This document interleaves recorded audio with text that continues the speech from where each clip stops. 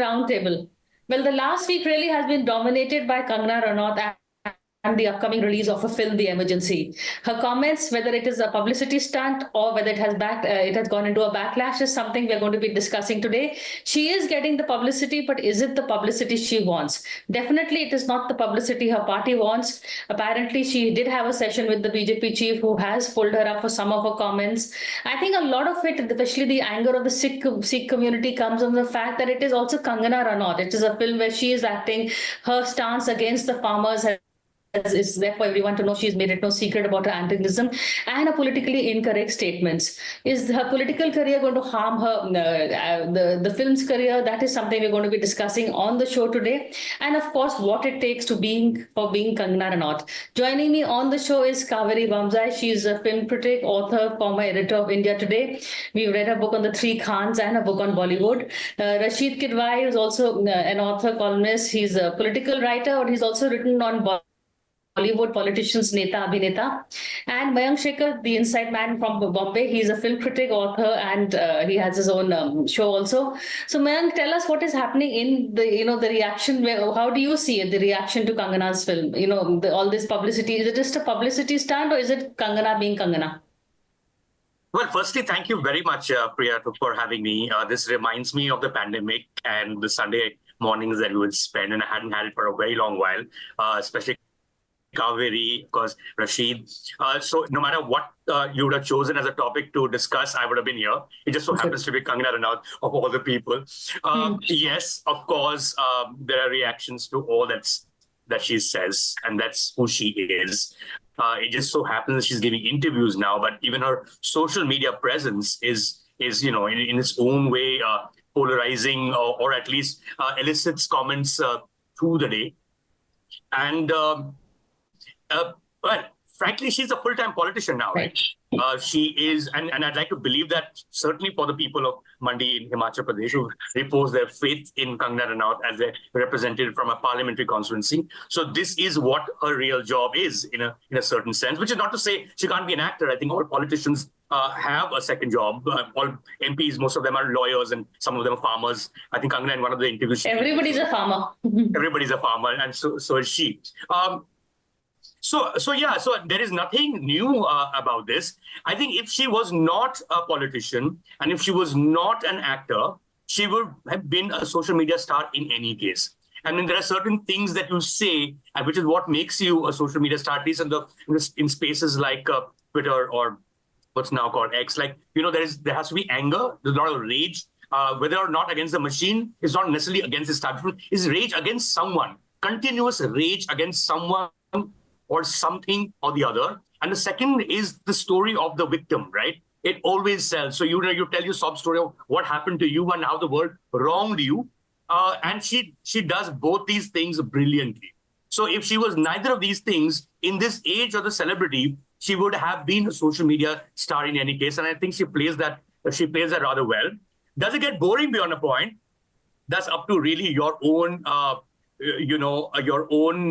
appetite for such consumption. And frankly, I haven't seen any of her interviews lately, not the entire ones, but it tends to fly, and they're all memes. So I've seen portions of it and then always thought like, oh my God, but then I've seen the number of people who reacted. So I think the job is done, if that was the job in the first place. But Kaveree, is this according to script or has it gone out of hand? All the many interviews she's giving, she's been, because she doesn't just speak about the film, she also gives her opinion on the politics of the day. And she may be a politician. Is she embarrassing the party? Is she staying to the party line? How is she handling this? I think Kangana as a person defies binaries. What is toxic to some people is actually a balm to their souls. The idea that she's a victim is something that also sells with a lot of other people who feel wronged by Bollywood. And there are so many people out there who feel that Bollywood has not done them justice. So I think in that sense, it's very difficult for us to say whether what she's saying is good or bad. In her case, her personal history is always running parallel to some imagined public history that she has, that India got independence in 2014 and Subhash Chandra Bose was the first prime minister. This is an imagined history of the world and the country, and her personal history is running through it, that I could have been this, I could have been that. I've never seen someone so dissatisfied by what she has achieved. And she has achieved so much. I see someone like Vidya Balan, who began around the same time, surprise, surprise, 2005. And she also did marvelous roles that really stood out for, you know, women-oriented themes. And I never see her playing the victim, you know. And I think there's a very interesting contrast between these two women whose film careers ran almost parallelly. And Kangana's problem has been that she has never acknowledged the people who have gone before her or who have worked alongside her. You know, she is her own star, her own director, her own writer, you know, so that makes her a little uncomfortable for Bollywood, apart from the fact that she's very happy to call out herself and her own issues with the industry and her own personal growth, including addiction or whatever else happened to her. So I think in that sense, when she says she started the Me Too movement, which of course didn't become a movement in Bollywood, I think that's again a very interesting thing. Whether she harms the party or not, well, it's too late. She's won an election. The party can't even throw her out. I mean, you know, the people of Mandi have endorsed her. Whether they'll keep reprimanding her, I don't know. But the fact that she owns up to the reprimand as well is something very interesting. So there's a tinge or more of authenticity to her, which can be quite refreshing, frankly, you know, in an age where everyone says the same things and, you know, every I'm sorry to say, most women in Bollywood behave like beauty pageant winners. You know, they say the same obvious things. So, in that sense, she strikes you as being someone who's fairly authentic to, yes, somewhat of an imagined public history and maybe a somewhat of a created personal history as well, which sort of runs in parallel to this imagined world where she did Queen in March 2014 and Narendra Modi came to power in May 2014, and we're supposed to see some kind of coincidence or divine, you know, plan work. Best of luck to the BJP and Modi. But that's the last comment I want to take to you, Rasheed. You know, how is the BJP going to deal with her? You know, because in the BJP, more than the other parties, there is, in Modi's BJP, there is a script and nobody really, you know, beats their own drum, so to say. So how are they handling her? So Priya, very interesting conversation. I think before I respond to it, I'm just what Mayank had said, I would want to dwell upon a bit. See, are, you know, actors better politicians or are politicians better actors? Yeah. So this is something we need to, at some other topic, some other day, we need to talk about it. So with the same panel. When Rajiv Gandhi got elected in 1985, Amitabh Bachchan, Sunil Dutt, and Vijayanti Mala, they were elected in Lok Sabha. So the first day of Parliament, when the three of them came, and at that time, Pranab Mukherjee was having a lot of difficulty with Rajiv Gandhi. There was a lot of history. It was thing that he was Pranab had tried to upstage Rajiv Gandhi after Indira assassination. So those people who were there, they thought the way Pranab greeted Rajiv Gandhi, you know, the acting of Pranab Mukherjee was far better than, you know, of Amitabh and Sunil Dutt and Vijayanti Mala. So it was like an act. So therefore, it is not that you know, the only film actors are better. I think coming to Kangana, the real problem is with the handlers. Handlers being the BJP. See, Kangana is a one person lone wolf, one you know, demolition squad. She has done that with Hrithik Roshan, with you know, Karan Johar, the entire sort of, you know, A-listers of Bollywood, and she did it very successfully. And media was, of course, a very, you know, kind of willing tool in it. When it comes to politics, there a lot of political correctness is there. So Kangana is doing what, you know, she was intended to do, and she's doing it. So, but somebody should have, you know, told her that, you know, 2014 was different and 2024 is different. And when you do this, this is political incorrect. So there should be a kind of induction, some kind of orientation program for likes of Kangana when they get in politics. The advantage Kangana so far had that she was very, not oblivious, but she was very innocent about country's history, politics, you know, contemporary issues, all those, you know, all those who became prime minister, etc. So her innocence was an advantage. Now it is proving to be a disadvantage because 24 has changed a bit. So Rahul Gandhi is different, opposition is different, and so is Mr. Modi. So someone has to get in Kangana will continue to do. I don't blame her. She'll continue to do because that was the kind of assignment that was given to her. And she is a demolition. She's a lone wolf. She'll continue to do so. It is for the handlers to get their act together now. Okay, before Mayank, I come to you, I have a quick question for Kaveree. Then is Kangana the new Smriti Irani? Because someone to deflect the headlines, take on Rahul Gandhi, say what needs to be said, I guess. No, I don't think so, because Smriti Irani follows the party script. She is very careful about what she says. She's very careful about her audience, who her audience is, how they respond to her. Kangana is not that. She is not measured or, in that sense, she doesn't think things through.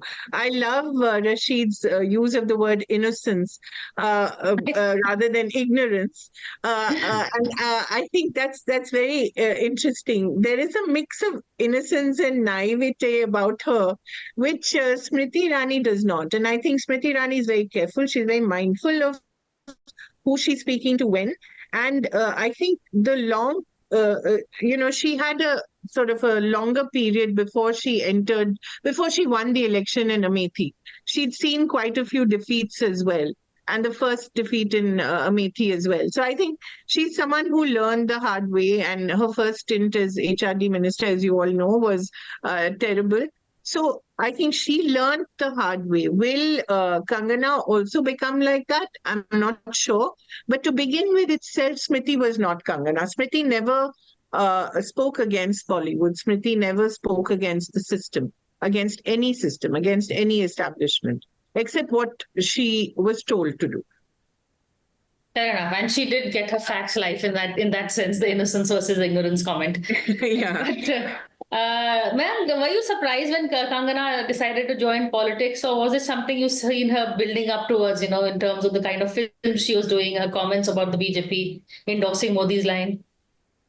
I wasn't surprised that she joined politics. It seemed kind of that, her public statements, her interviews were kind of geared in that direction in any case.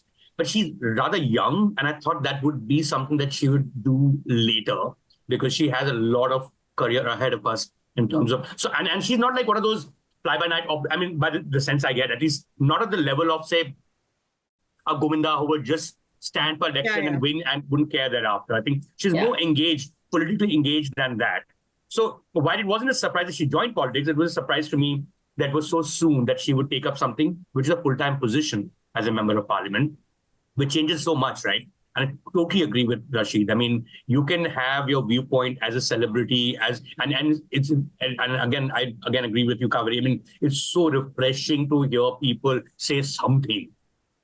We're living at least among public figures, and especially in popular culture, we're living through times where they just can't say anything at all. So for journalists, it's really boring. So it doesn't matter what she says, but at least she says something. So at least it becomes a great copy. It becomes an interesting interview for whoever is going to meet her, right? So there is that element of it. But when you say something, I've seen there's one other meme where she spoke about where she works, we don't know anybody's caste, and she's going on saying we don't know anybody's caste. I work with you.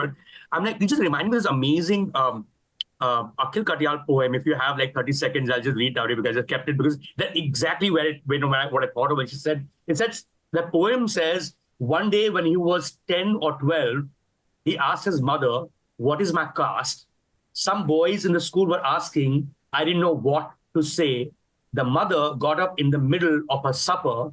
"Beta, if you don't know it by now, it must be upper." And that is caste privilege. And she is so completely, either ignorant or, as Rasheed puts it, innocent about these matters. And of course, there is an issue, even in Bollywood, even in Hindi film industry, caste is an issue. It's not spoken of enough.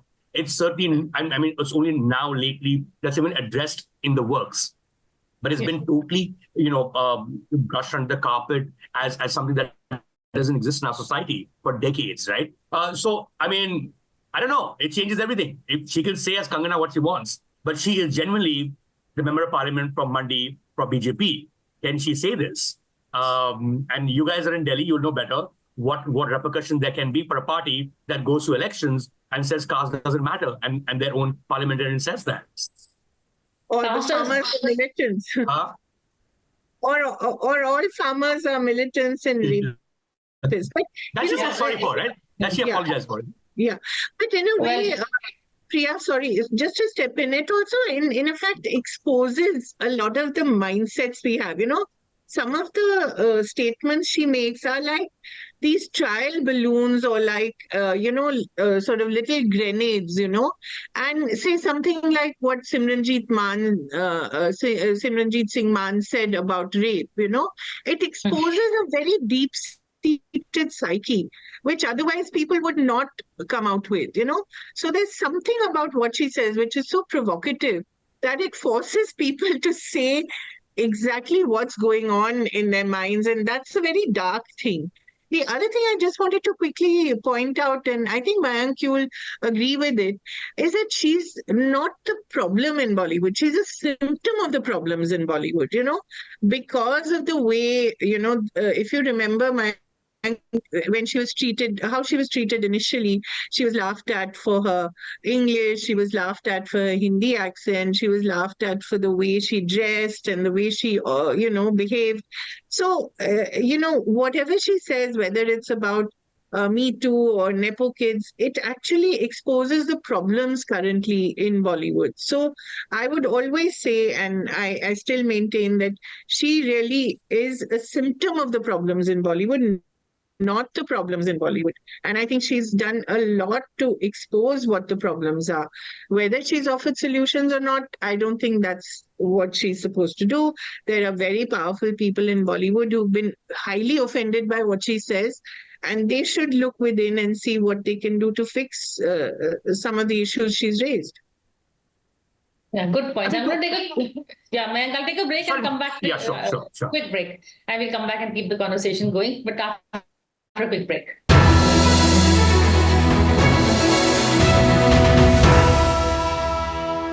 Hello and welcome to the Roundtable. Today we are discussing, Kangana Ranaut, her politics and her film career. Mayank, you wanted to come in because Kaveree made a good point saying that No, it's an absolutely valid point, and it did resonate when she brought it up. Also because nobody had said it before that openly, that publicly, and also to that person's face. I mean, the timing was perfect. In a Karan Johar show, she's telling him right on her face that you are the mafia, right? And to Karan's credit, he could have edited that part out. He kept it on that show, which also tells you a little bit about Bollywood. I think by and large, the sense I have always got about people who work in the movie industry, which is no different from any other industry from a commercial point of view, is that if you are doing well, it doesn't matter who you are, where you come from. And I have seen Kangana pre-Queen and post-Queen. And like pre-Queen, maybe a year or two before that, I went to a birthday party of hers. As a journalist, of course, not like we were friends. I'm sure I called other journalists too. And literally there was nobody. There were like, say, 5 or 6 people. It was a lovely gathering. Maybe I left early, so there's good chance that maybe others came later. But the one after Queen had the entire movie industry line up for what seemed like the event of the year. So it's sometimes as simple as that. And that's what makes it interesting, right? Actors to Mandi House mein bahut hai. What is so interesting about shows? This is stuff like this, the weaving of a certain drama around it. There's a mythology around it, how lives turn and how an outsider becomes an insider, etc., etc. Yeah. And she typifies that. And I mean, I have a feeling after politics, is going to be a biopic on herself. And she But just another point quickly. I know Rasheed will have a lot to say as well. But in the context of what's happening in the Malayalam film industry and this whole Me Too movement, it's taken them almost a decade to come right front and center of the discourse and actually talk about it openly. It's taken a HEMA committee report. A lot has gone on because the women in the Malayalam film industry said enough. We will not take this anymore. See, she could have been someone like that in Bollywood as well, but Bollywood operates at a very different level and at a much larger level. The business there is so many more times the Malayalam film industry. So there's a lot more at stake. So she always remained, as Rasheed said, the lone wolf, the lone person taking on the system. Whereas she could have also been someone who But in many of her statements, she foreshadows the Me Too movement in the Malayalam film industry as well. So I think we have to look at her in that context as well. But also, Rasheed, she also fits into Prime Minister Modi's mold, the outlier, the one who's taking on the system, taking on the Nepo kids. It's a story he would like to identify and promote, Rasheed. Yeah. So I think, Priya, that was the idea, and that is why she was, given a lot of attention, because she had a shock value. Wherever she was, shock she had value. the ability to shock. And this is what she knows. There is not other things that what Kaveree is talking about, taking up, the cause of all those things. I think that is beyond her. Unlike Smriti Irani or Vidya Balan, she does not put on thinking cap, and she makes no pretension of it. So therefore, she just goes on the go, and the BJP realizes potential of her being sort of very reckless, adventurous, and that entire WhatsApp university culture, etc., and her ability to get away. Now comes the problem. Now she is a full-time politician, as Mayank was saying. She's a parliamentarian. Her sort of days in Bollywood are sort of numbered or on the decline. Whenever a film star joins, I think that the desire is to extend the longevity in public life. So you shift from real life to, so to say, real life. So it is for the BJP. Will the BJP treat her like, Sadhvi Pragya? Remember, Sadhvi Pragya had come with a lot of, gutso, and again, she also had some element of shock value. But Mr. Modi, in a way, diffused her. First, she distanced when she made comments about Mahatma Gandhi, assassination being sort of, justifying it, etc. So Mr. Modi distanced, and then finally she was not given ticket. But Kangana is much more than Sadhvi Pragya. So the BJP has a problem in hand. I don't think Kangana has a problem in hand. She has a shock value. She has a kind of appeal. She's popular, and there is a media which is eager to lap it up, particularly electronic media. Whatever she says or does, she has a lot of TRP value. So, Priya, it will continue. I think this will continue for 6 more months, and the BJP will have to pay a political price, whether it's Haryana or coming elections in Maharashtra or entire context of caste politics, etc. So the BJP has to find a solution. How would they tame Kangana? That we need to discuss and debate. Kaveree, tame Kangana, how to handle what Rasheed said earlier, because she she gets the views, she gets the TRPs. So they could use her to for other things, or to exploit further their party line, further their whatever cause that they want to. Are they handling her wrong? No, I think they have no clue how to handle her. I think she's one person who defies handlers. That's why, although she was very powerful, she was very successful at one point, she never really made the transition as an insider. And I think Mayank would agree with me. She may have had, a big stars attend a couple of birthday parties or success parties, as they're called in Bollywood, but she never really was one of the crowd, And if she was, it was always, something that the people who were involved with her didn't want to admit to, as we all know, the famous case of Hrithik Roshan, whether he was involved with her or not. It's something that will continue to be one of those mysteries that will never be resolved. But the point being that she never made the transition to a real insider in Bollywood. And also, all the movies that she did post Manikarnika didn't actually work. So I think that's to the point that Mayank made, that if she had continued to make money for herself or for Bollywood, she would have definitely made the transition to an insider. She didn't, because her movies stopped working. And I think that is what the BJP will have to now look at. Will they continue to allow her to make the movies she wants to, even if they serve, even if these movies serve their purpose, as Emergency will, I suppose, in some way, but it seems to have backfired at a time when, the BJP is going to the polls in Haryana. Will they allow her to continue to make movies? For instance, for Suresh Gopi, have they allowed him to continue to make movies or not? It's still not very clear. As Suresh Gopi said, Amit Shah just tore up the paper on which he had mentioned 25 movies he's acting in. So I think that is what will be interesting. I don't think she will be allowed to continue her movie career, or certainly not movies on her terms, written by her, starring her. And I think, Kangana is like Urfi Javed. She's a slightly more evolved version of Urfi Javed. She wants to be the star. Like dressed also. She wants to be the star and the only star of her own show. She doesn't want any competition. There's a lot of competition in the BJP, starting with Mr. Modi. You cannot overshadow him. I don't think he'll appreciate it. So I think she has to look at all this. Which is why, Rasheed, we've seen Jaya Bachchan, we've seen other politicians who have, actors who have become politicians. You've written a whole book on them. So how do you see Kangana's future going ahead? If she just remains as she is and doesn't change?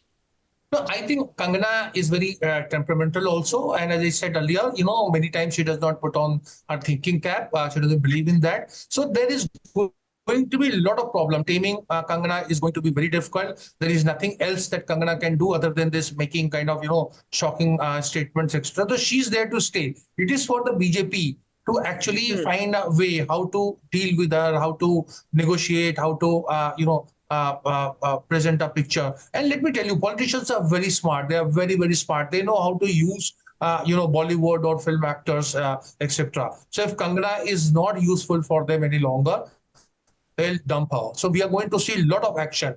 It is just a beginning of that kind of saga, Kangana saga, that we are going to witness. It is not going to be like Ritik and that they got scared because she was a woman and she had a degree of political character and she had a lot of juice. Mayank didn't tell us what happened after the birthday parties. I heard a lot of stories about that. Mayank, you want to tell us? Mayank and I are excited about her continuation in public life. I think we're so happy that there's someone who's politically incorrect. To go back to the point of the birthday party, I think that's really what it is about, perhaps even for BJP, right? I mean, if she does not have any traction as a public figure and her traction is not going to come through BJP, it's going to come through her films. If she remains the star that she is, if her films do really well, it generally helps the party, doesn't it? So, she is herself a platform. It just so happens that she used another platform because her views were aligned with the supporters of that particular party. That ecosystem sort of just gravitated towards her. Whether this was done consciously, subconsciously, is not the point. The fact is that there is a large number that sort of gravitated towards Kangana, and they all happen to be supporters of this particular party that she eventually joined, right? So, but then she still will need to deliver as who she is. She's not really a politician.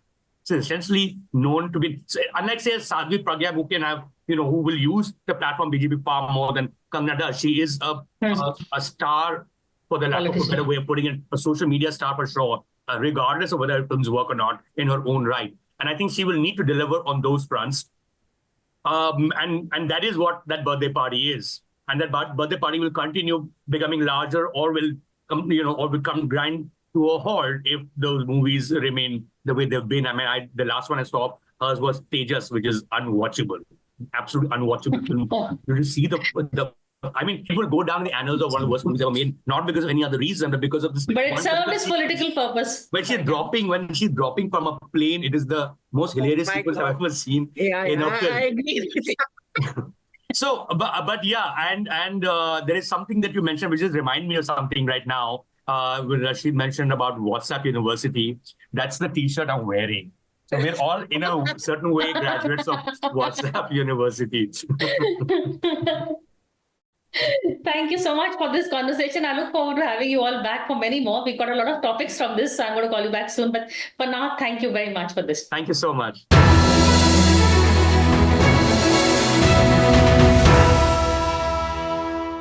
For more such videos, subscribe to the NewsX YouTube channel, hit the bell icon.